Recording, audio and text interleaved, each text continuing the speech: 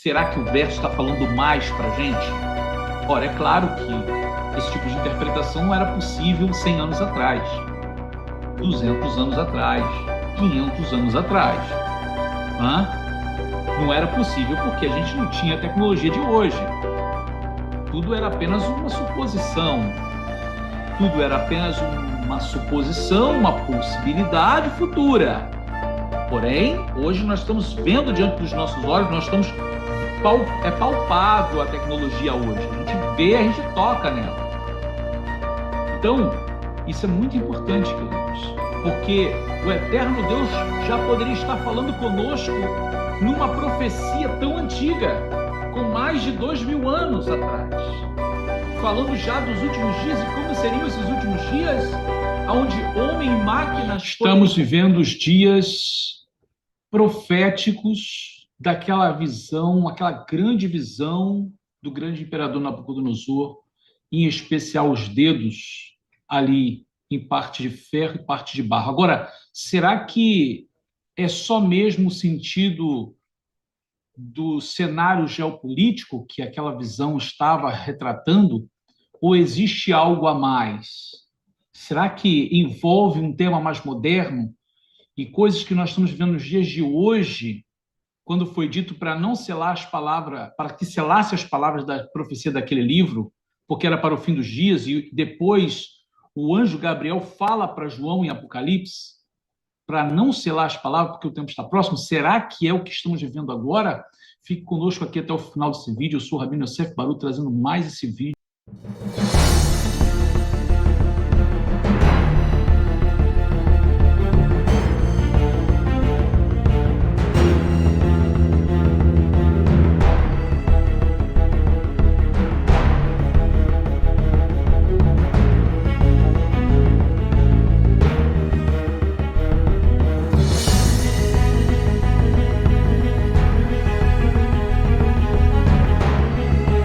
Shalom, shalom, queridos Haverim, estamos de volta com mais um vídeo aqui no nosso canal para vocês. Hoje um tema muito importante, tal como os outros que temos feito aqui, mas um tema realmente que nos faz refletir, nos faz pensar realmente dentro da visão dos profetas, aquilo que foi visto no passado, que não falava naquele momento da tecnologia, porque não existia, mas apontava para os dias de hoje. E é justamente o que nós estamos vivendo cada dia, o que está acontecendo com o cumprimento profético daquilo que foi dito no passado. Hoje nós vamos estar explorando um pouco mais esse tema sobre a visão de Nabucodonosor e a geopolítica atual. Tem muita coisa aqui para a gente compartilhar com vocês, então eu peço a você que não deixe de ver esse vídeo até o final, fique aqui conosco, dê o seu like aqui, se você não é inscrito, se inscreva aqui no nosso canal, aperte o sininho para que você possa ser notificado e compartilhe o vídeo. Isso é muito importante, sempre nós abordamos esse tema, compartilhar o vídeo para que mais e mais pessoas possam ser despertadas e possam também acessar essa informação, e informação essa importante de hoje, que nós vamos comentar aqui sobre essa visão de Nabucodonosor, daquela estátua dos reinos, e o momento que estamos vivendo agora, a conexão que está acontecendo com os últimos dias. Então, vamos lá, vamos caminhar junto dentro desse shiur aqui de hoje. Antes, nós sempre mencionamos aqui a nossa Yeshiva, a nossa ZIL, Azeite Yosef Yeshiva University, onde você tem a oportunidade no nosso curso, né, na nossa Yeshiva, na nossa escola judaica, de você poder absorver esse conhecimento, um conhecimento judaico messiânico, pois abordamos todo o assunto da tradição judaica, do conhecimento do povo judeu, do comentário dos sábios de Israel, mas também das palavras da Brit Hadashah do Novo Testamento e o testemunho de Yeshua, o Messias de Israel. Então você tem uma oportunidade de ouro de estar fazendo parte do quadro de alunos dessa Yeshiva, com a sede aqui nos Estados Unidos, agora também no Brasil, onde você tem a oportunidade de fazer do conforto da sua casa, em linha, ou seja, online, né, podendo acessar todo esse conhecimento. E você não precisa esperar uma outra turma abrir, pois você pode entrar agora, se você quiser, pois o nosso sistema é um sistema rotativo, onde qualquer pessoa pode entrar a qualquer momento. Aqui abaixo do vídeo você tem na descrição todas as informações para poder adentrar e estar conosco na nossa yeshiva, na nossa escola. Então, você já é muito bem-vindo, não perca tempo, venha estudar conosco na nossa ZIL, na Zeit Yosef Yeshiva University. Bom, queridos, vamos lá então ao nosso shiur de hoje, vamos a esse tema tão especial. Quero compartilhar todos esses segredos, todas essas informações com vocês, que eu tenho certeza que vai despertar a vida de muitos para o que está acontecendo agora, pois o que estamos vivendo nesses últimos dias é extremamente profético. Cada evolução tecnológica, cada momento na história, na geopolítica, aponta para os últimos dias e os tempos proféticos.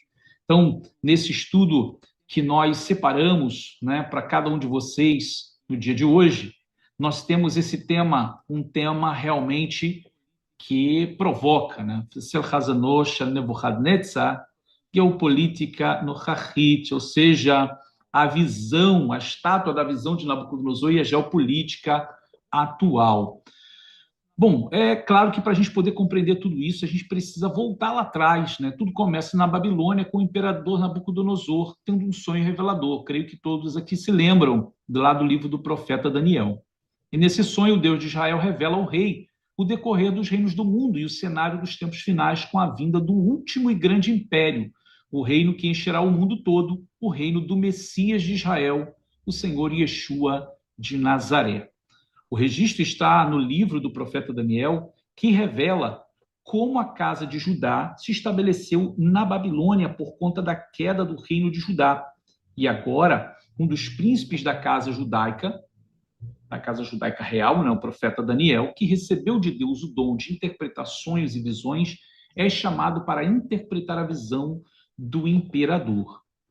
Então, todos lembram aí como foi, né, Daniel lá na Babilônia, já estudando naquela grande academia do imperador Nabucodonosor, e ele ali tem uma visão do imperador que ele não consegue entender.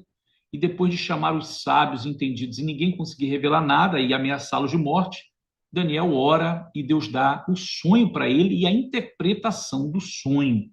E isso é algo muito profundo, porque Deus revelou ao rei, ao imperador, os reinos do mundo, né? Praticamente a linha histórica, né? A linha do tempo do que iria acontecer. Aqui registra o livro de Daniel, né? No capítulo 2, verso 28, mas há um Deus nos céus, o qual revela os mistérios.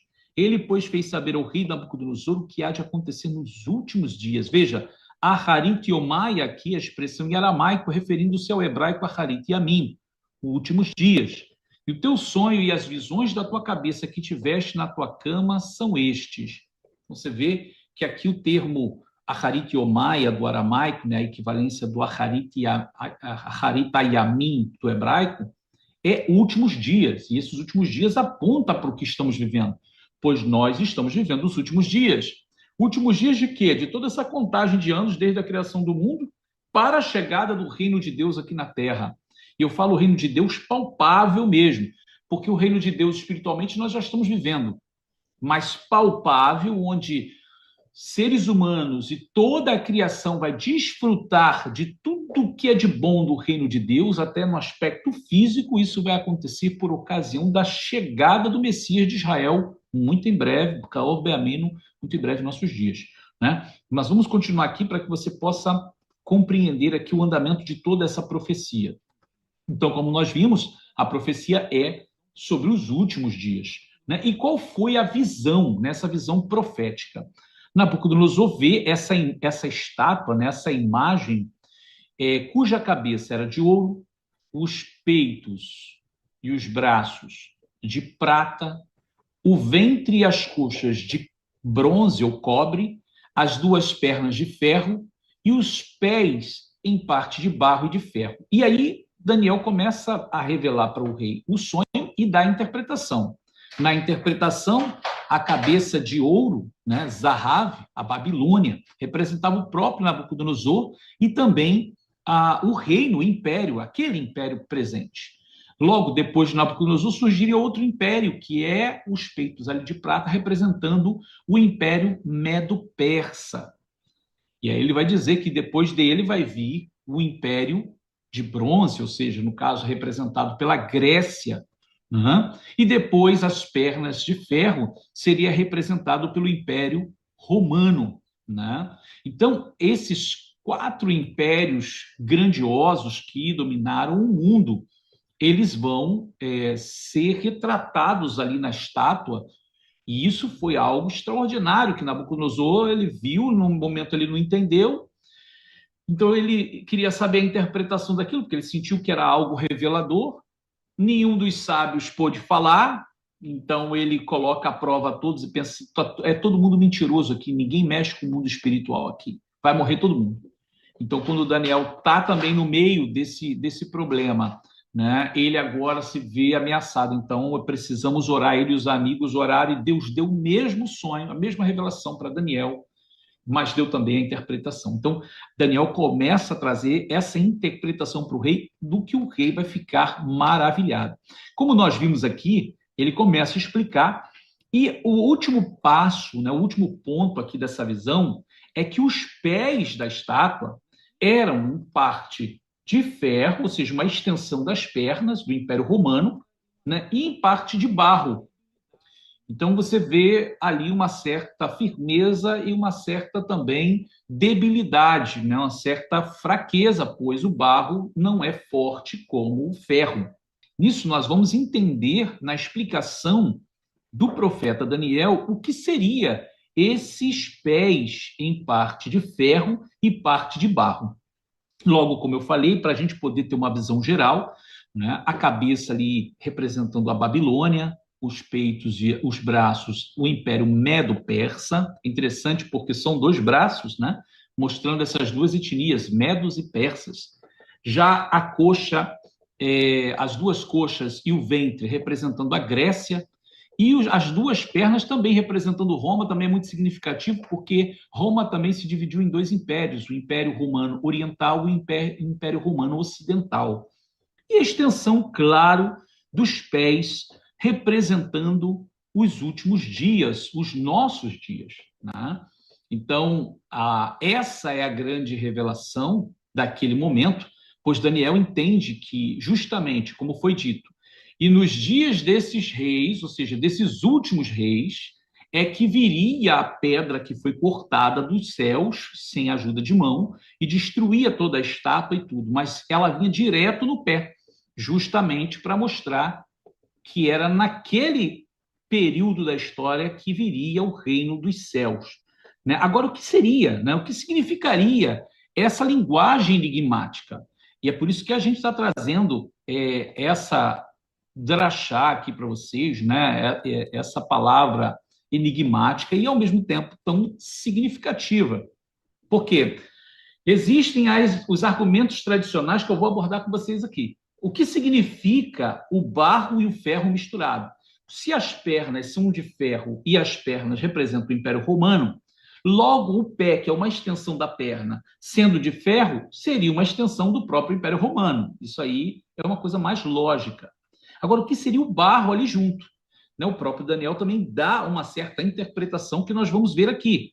Né? Ele vai falar que esses seriam os reis, né? Seria ali o período do final, né? Os reinos finais, aonde teria alguma coisa, né, de forte e de fraco. O que eu trago para vocês aqui no primeiro momento é que é interessante que quando o Império Romano cai, isso aqui é muito importante todos terem noção, tá? Quando o Império Romano ele cai justamente por causa da invasão, né, dos povos ali da Europa, né? Então, os povos bárbaros, né? Então, quando ele cai, ele começa a se dividir. Os povos da Europa, inclusive ali da própria Roma, começam a surgir com uma certa identidade.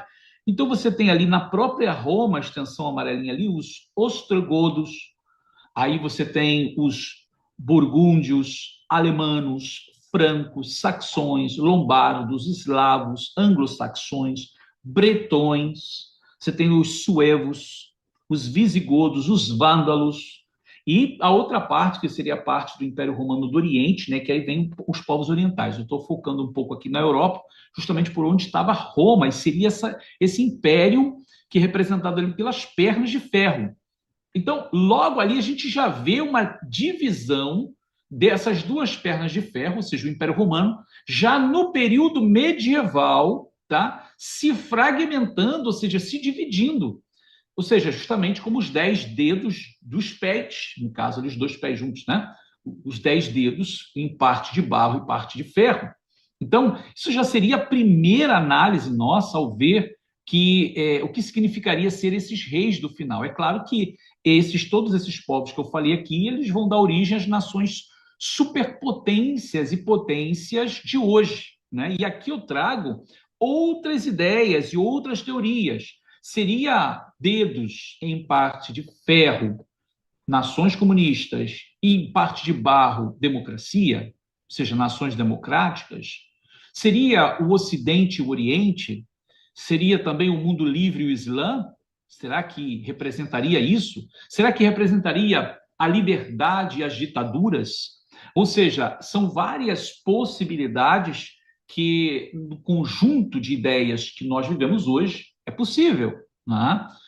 O que Deus estava revelando lá atrás para Nabucodonosor, os dias em que a pedra vai chegar, né, que o reino dos céus vai vir, será assim? Será países comunistas e democráticos? Será países ditatoriais e países livres? Será em relação ao Islã e ao Ocidente cristão? Ou países ocidentais e orientais, né, cuja política é um pouco mais dura, a outra é um pouco mais liberal? Então, o que é os dedos em parte de barro e em parte de ferro?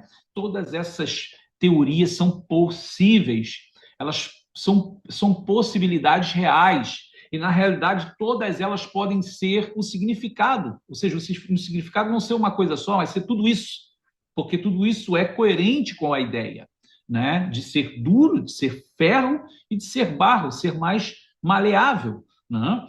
Mas há algo mais que quero compartilhar com vocês, porque essa é uma realidade dos nossos dias. No passado não se tinha essa possibilidade, mas hoje sim. Vamos analisar o verso. O próprio verso vai dizer, no capítulo 2, verso 41. E quanto ao que viste dos pés e dos dedos, em parte de barro de oleiro e em parte de ferro, isso será um reino dividido. Contudo, haverá nele alguma coisa de firmeza do ferro, ou seja, de Roma, pois viste o ferro misturado com o barro de lodo. E ele continua.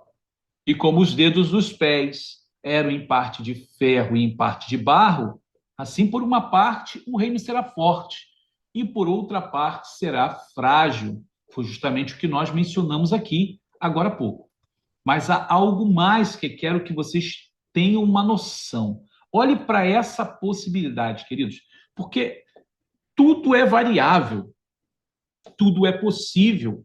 A mensagem profética, ela continua avançando no tempo, e cada parte do tempo que passa se tem uma percepção dela, até que ela chegue ao seu cumprimento pleno, até que ela chegue ao seu cumprimento final, né? Até que ela chegue ao seu cumprimento final. Então, isso é muito importante a gente perceber. E eu quero que vocês analisem comigo aqui essa possibilidade, que ela é uma possibilidade fenomenal dentro do aspecto do que estamos vivendo agora. Então, seria também o ferro e o barro uma alusão, olha o que eu estou falando, hein? Uma alusão, não estou afirmando 100%, estou dizendo o que eu quero que você pense. Seria uma alusão ao período desse reino que estamos vivendo agora, em parte de barro e de ferro, a junção de seres humanos e máquinas? Será que isso também tem alguma coisa a ver? Pode parecer uma certa viagem, uma certa forçação de barra, mas, queridos, não creio que seja uma forçação de barra. Porque o que é que estamos vivendo agora? Nós estamos vivendo um tempo em que o ser humano chegou ao nível de querer juntar corpo humano com máquinas. Já se vê a possibilidade de ciborgues, né? Ou seja, a gente vem nessa evolução tecnológica, né? Onde a gente tem evolução dessa tecnologia na área robótica, todo o maquinário, né? De um robô imitando um ser humano. Aí agora avançamos na IA, né, na inteligência artificial, aonde ela tem toda uma capacidade criativa, racional, e só está evoluindo isso, né? Só evoluindo. E isso conectado aos robôs, nós temos uma mecânica inteligente. Não para aí. Existe, e tudo sempre eu volto a dizer, é sempre tudo em nome do benefício da humanidade.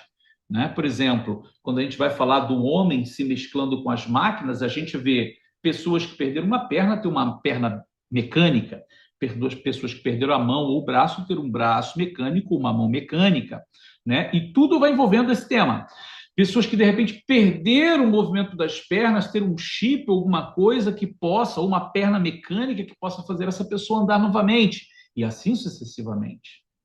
Já existe essa possibilidade de revestir essa mão mecânica ou esse pé mecânico com uma pele sintética que imita a pele humana, e já se tem uma ideia de até fazer células humanas. Então, assim, tudo isso é uma evolução que nós vimos em filmes de ficção científica e hoje se tornando realidade. Né? Parecia que os filmes estavam profetizando esses tempos que estamos vivendo agora. Mas a era da robótica, será que também está representada nessa palavra dos dedos em parte de ferro e em parte de barro? Seria isso uma possibilidade? Como está escrito, nos dias desses reis, ferro misturado com barro. Eu quero que você coloque a sua atenção aqui agora. Olha, veja, coloque a sua atenção aqui agora nesse verso. Se ferro misturado com barro representa nações fortes, nações fracas, pode ser comunistas e democráticas, o Ocidente e o Oriente, nações em que você tem ditaduras e liberdades. Se ferro e barro representa isso, explica para mim o que significa essa parte do verso que vai dizer para nós: em tempo em que homens e máquinas convivem e dependem um do outro, quanto ao que viste do ferro misturado com barro de lodo, misturar-se-ão com semente humana, mas não se ligarão um ao outro, assim como o ferro não se mistura com barro. Vou perguntar de novo.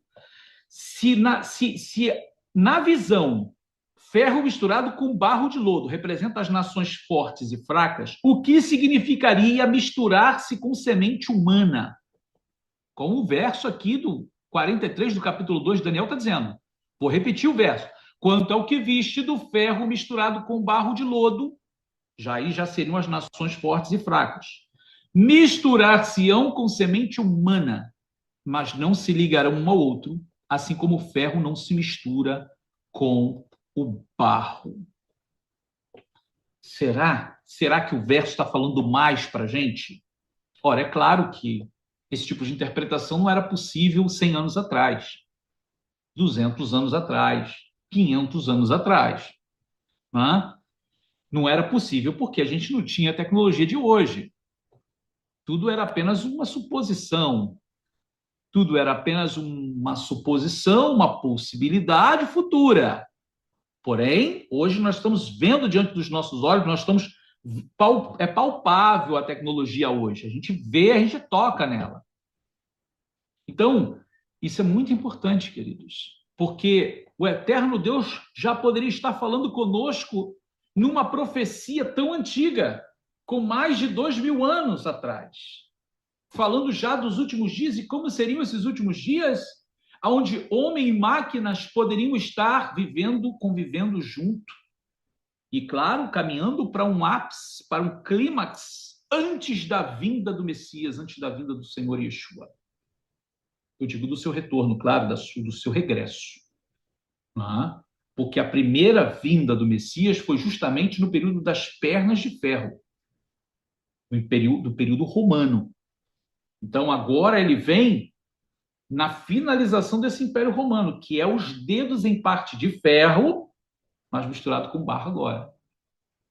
Então, é toda essa extensão desse último império, né? Do que resta dele ainda nos dedos, que é a finalização da estátua, é os nossos dias. Então, tudo isso é muito significativo. E eu trago isso para vocês porque o objetivo é despertar. Despertar você e que eu esteja despertado também, de nós não vivermos uma vida fria, mas uma vida na presença de Deus, né? Renovando o nosso espírito, a nossa alma a cada dia. Porque realmente o tempo está próximo.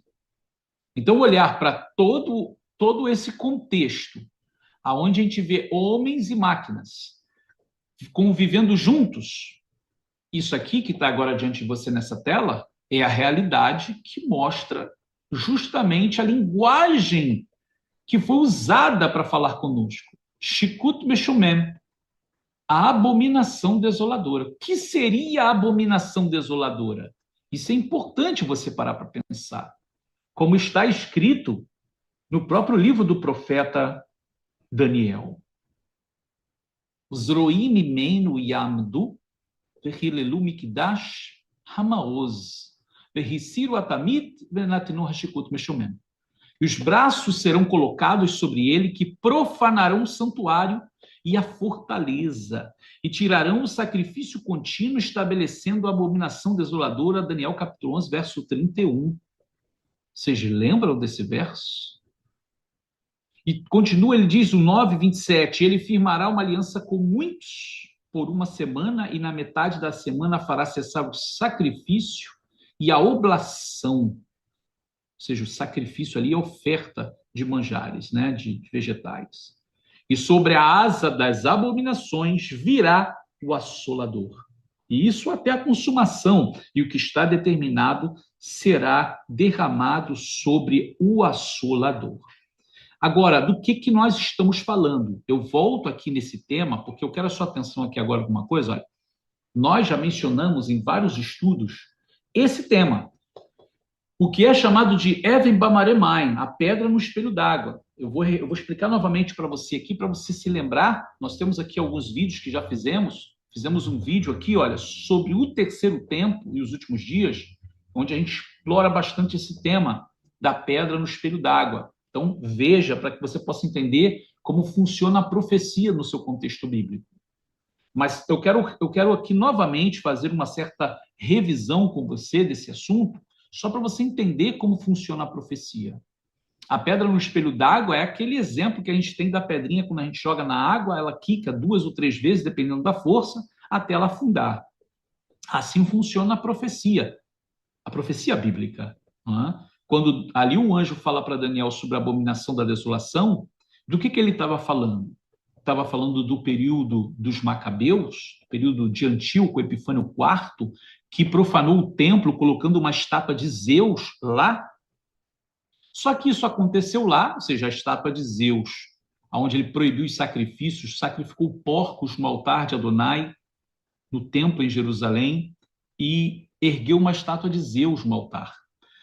Seria a profecia de Daniel referindo-se a isso? Só que a pedrinha continuou voando, ou seja, a profecia continuou caminhando na linha do tempo, e acontece de novo a mesma coisa no ano 70, com o general Tito, general romano, que destrói a cidade de Jerusalém, o templo, e põe uma estátua também de Zeus, que no caso para os romanos era Júpiter, a mesma imagem, né? A mesma estátua.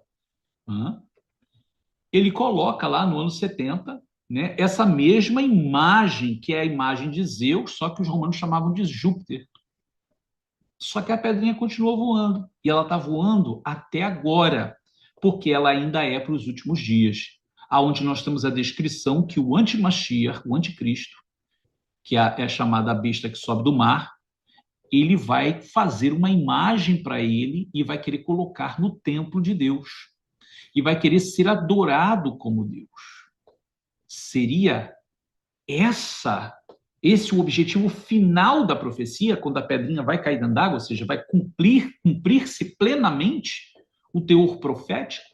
Então é muito importante você entender como funciona a profecia dentro do contexto bíblico, né, do quadro profético.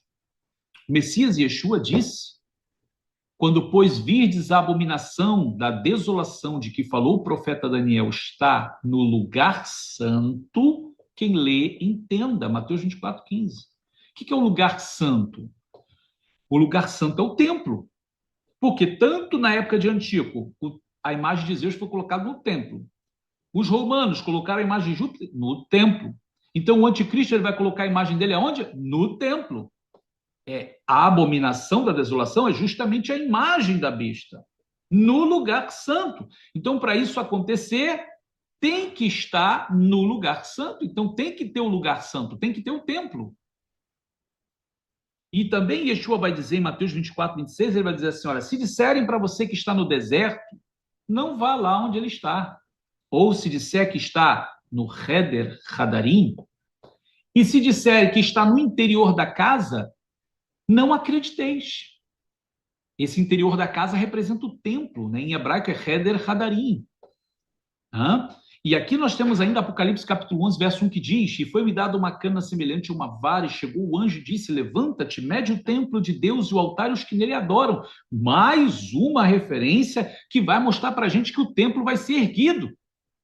Então, queridos, existe uma porção de gente que nega essa possibilidade. Essas pessoas estão tão enganadas, elas estão tão assim, pensando, eu nem sei o quê, porque está tudo diante da gente. Eu vou mostrar aqui de novo como está tudo preparado, tudo pronto, só esperando a ordem para construir o templo. Então, tal como a profecia disse do lugar santo, o lugar santo é ali no monte do templo, aonde vai ser reconstruído novamente. Ou seja, tem que ter um serviço espiritual, porque o antimachia vai fazer parar o sacrifício contínuo. E isso tudo é onde? Nos pés da estátua. Isso tudo é nos nossos dias. E aqui eu vou compartilhar com vocês agora essas imagens, né? Que são as imagens que a gente extraiu do Instituto do Templo em Jerusalém, do Mahon Beit HaMikdash, tá? Então você tem duas montagenzinhas aqui, né? Ali em cima é a parte do Templo de Herodes, a maquete, e aqui embaixo, onde você vê o templo sendo construído, é uma montagem, tá? Uma representação sobre a reconstrução do terceiro templo. Tá? Ele não está construído ainda não, tá? Tem um projeto, está tudo pronto. Só que são as plantas baixas. Você vê que ele poderia ser construído em cima da mesquita? Sim, isso seria um problema, claro, né? Mundial. Então você vê aqui a mesquita aqui, essa forma embaixo aqui, octogonal, né, com a abóboda aqui de ouro, e a maquetezinha do templo aqui, a planta baixa, mostrando que o templo teria que ser feito ali em cima dela. Mas olha a outra possibilidade que se hoje é possível, tá? É essa, tá vendo? Aqui está a mesquita, e ela continua ali bonitinha no lado dela ali, muçulmano, e o templo ser feito do lado. Olha aqui o templo do lado. Não em cima dela, mas do lado. Tá vendo? Então, isso é para você entender que ainda é possível ser feito o templo sem tocar na mesquita. Tá? E eu estou mostrando para vocês uma planta baixa já feita, anotada, do Instituto do Templo. Tá? Olha, isso que vocês estão vendo aqui não é montagem, não é inteligência artificial. Isso aqui é um selo realmente do Nezer HaKodesh, que é o Mahon Lelimudei HaKehuná do Mahon Beit HaMikdash. Ou seja, o instituto se chama Coroa da Santidade, Instituto para Aprendizado do Sacerdócio do Instituto do Templo. Tá? Aí aqui você vai ver quadros e o que hoje estão fazendo o treinamento. Olha, sacerdotes sendo treinados. Esse aqui é o Rabino Baruch Kahana, nós já falamos sobre ele também, o atual Kohen Gadol, um sacerdote para o serviço do terceiro templo, já vem atuando como mestre, professor para outros Kohanim Leviim, já tem realizado sacrifícios diversos em ocasiões diversas, como treinamento, tem demonstrado grande dedicação ao desenvolvimento dos ensaios para a inauguração do templo e sua manutenção, tá? Então esse é o Rabino Baruch Kahana. Então, um sacerdote já pronto, todos os outros sacerdotes treinando sempre, fazendo ali os exercícios, sacrifícios de treinamento, né? Para quem não tinha visto ainda, isso aí literalmente é um cabrito já morto, já todo tirado da pele, mostrar como será feito, né? Essas são as Hatzotzerot, as trombetas de prata atual, tá? Atual, isso aí é verdadeiro, tá? Não é montagem. Aqui você vê um outro sacerdote, um outro cohen fazendo uma brachá ali com um vaso de libação, né, contendo o sangue do sacrifício dentro. Então veja que eles não estão lá no monte do templo, eles estão do lado de cá. Tá vendo que lá onde está a mesquita é o lugar onde vai ser reconstruído o templo, mas eles estão fazendo sempre do lado de fora, claro, não pode fazer lá. E isso tudo como treinamento. Aqui outro treinamento, outro ensaio também, com animais e os pães da proposição. Outro ensaio também feito ali já com o sumo sacerdote com as vestes de esplendor, né? Aqui também, novamente, e vamos prosseguindo. Todos esses judeus aí são filhos de Arão, descendentes de Arão, né? Isso aqui é uma imagem com o lavatório, vocês estão vendo ali uma piazinha provisória, porém o altar ele foi inaugurado num evento chamado Hanukkah Mizbeach, na festa de Hanukkah. Isso aqui foi um evento muito importante. Aqui você vê outras fotos mostrando, né, a preparação de roupas, aprendizado do altar, o azeite da unção, né, e também para o menorá. Aqui já é outros, né, animais e o Hatzotzerot também, as trombetas de prata. Vocês estão vendo aqui as harpas, também o shofar, o chifre de carneiro, ali de ouro e de prata. Olha, veja que coisa bonita, né? Ele com partes de ouro e partes de prata. Temos esse rabino chamado Rav David Levi, em inglês fica Rabbi David Lowe's. Ele é o que é considerado como o maestro do coro levita, né? Sendo agora reconstruído o terceiro templo, ele que vai ser o Laminatseach, o maestro da orquestra. E assim é como vai funcionar o coro levita. Aqui novamente as trombetas de prata. Veja aí. E são atuais, ok, irmãos? São atuais. Isso aqui não é apenas uma ilustração, não. O sumo sacerdote com a roupa, o altar de ouro, do incenso. Veja que lá mesmo no Instituto do Templo existem, além do guia turístico, também ensinamentos sobre tudo isso. Aqui é o peitoral com as 12 pedras. Aí vocês veem as 12 pedras com o nome das tribos. Né? Aqui bem mais detalhes sobre a roupa do sumo sacerdote pronta, o menorá de ouro, como ele foi feito. Veja ele hoje, sempre nas praças em Israel, para que o povo veja e se anime com toda essa ideia da reconstrução do terceiro templo.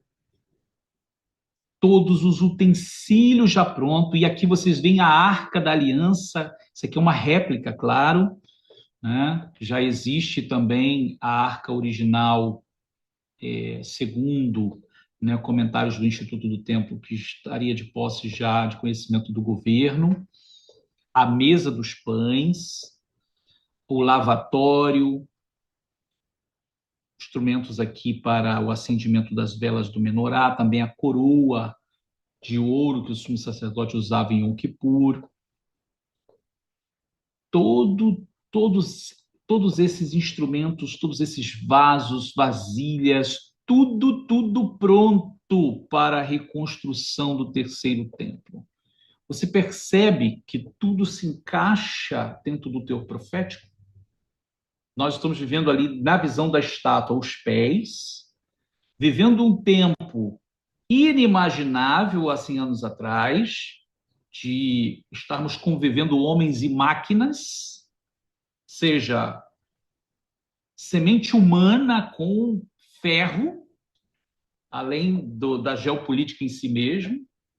Veja, atenção nisso. Atenção, porque é tempos finais. E há muita gente dormindo espiritualmente. Olhar para toda essa geopolítica, como está escrito, e nos dias desses reis, né? Estavas vendo eu, quando uma pedra foi cortada sem auxílio de mão, a qual feriu a estátua nos pés de ferro e de barro.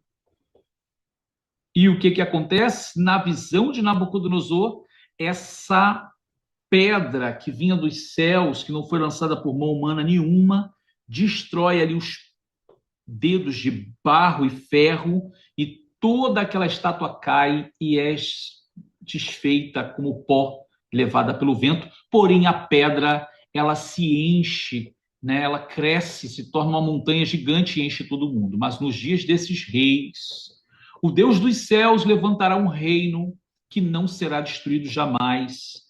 E este reino não passará a outro povo, esmiuçará e consumirá todos os reinos, mas ele mesmo subsistirá para sempre. Daniel capítulo 2, verso 44, falando do reino do Messias, pois a pedra representa Yeshua chegando, né, justamente nas nações em parte de ferro e de barro, nos dias desses reis, como o capítulo 7, verso 13 diz: estava eu olhando nas minhas visões da noite, e eis que vinha nas nuvens dos céus um como o filho do homem, e dirigiu o seu ancião de dias.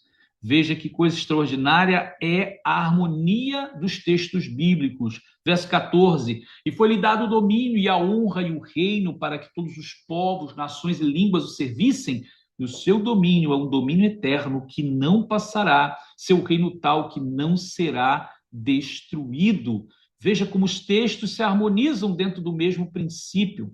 Aqui uma representação de Jerusalém, bem amarelinha ali, e de lá será sede, o governo do rei, do Messias Yeshua sobre o mundo inteiro. E o governo dele, veja, encherá o mundo como a visão da pedra se transformando numa montanha, enchendo o mundo, não? Aonde ele será o rei, ele será o governante, Baruch Hashem, e é assim mesmo, ele vem, não tarda, prepare-se.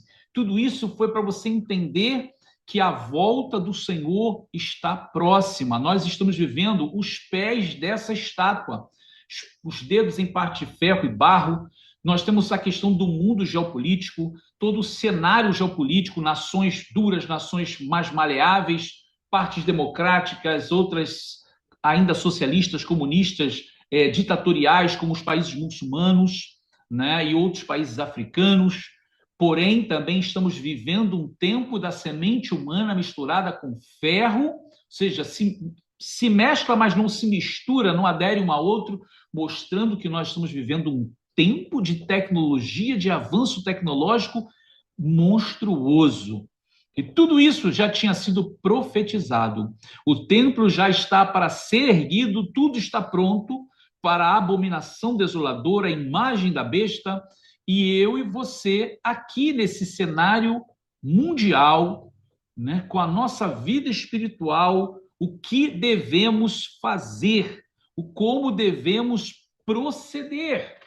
Devemos firmar-nos na presença dele, permanecer firmes, sabendo que a hora está chegando.